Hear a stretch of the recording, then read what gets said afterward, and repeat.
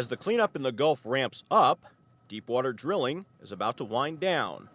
More than 30 rigs in the Gulf will have to halt exploration after President Obama's decision put the brakes on new drilling more than 500 feet down. That has some industry leaders, like Lee Fuller of the Independent Petroleum Association of America, worried the economic damage from the spill could spread. One of the somewhat secondary tragedies that we may be dealing with here is not only are we seeing the impact on the shrimping and fishing industry in Louisiana, but we can also now start seeing that rolling into the oil and gas industry as well. A deepwater drilling rig takes a crew of about 200 workers to operate. But for each worker on the rig, there are another 4 jobs supporting that one. The Louisiana Mid-Continent Oil and Gas Association says the growing number of jobs at risk as rigs go out of service could total as many as 35,000. Economist John Felmy with the American Petroleum Institute explains why. You add onto that all the indirect jobs, the support jobs, and then what we call induced jobs. In other words, the areas around communities that support these activities.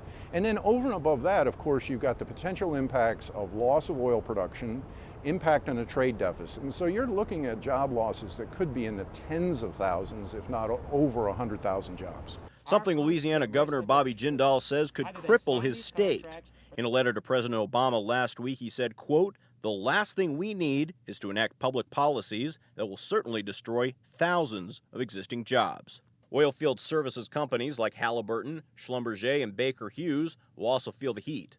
Elliot Gue of the Energy Strategist says 10% of their business and more of their earnings could be at risk. You may not want to let all those workers go because then you're going to have to go out when the moratorium is lifted, and you're going to have to rehire a bunch of experienced rig workers, and that's a pretty specialized business. Or the alternative is you could try to move some of those rig workers overseas. However, I doubt you're going to find jobs for all those people elsewhere around the world.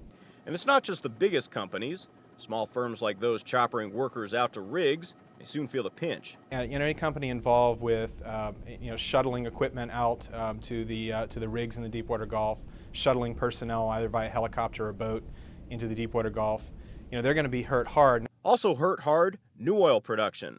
Some analysts see a loss of as many as 160,000 barrels a day, 10% of oil production in the Gulf, as new rigs don't replace old ones. If you're not adding new production in to the overall pool of production in the Gulf of Mexico, then there'll be a decline in overall production, both oil and natural gas in the Gulf. And Mother Nature could be planning a summer of storms that would spread the pain nationwide.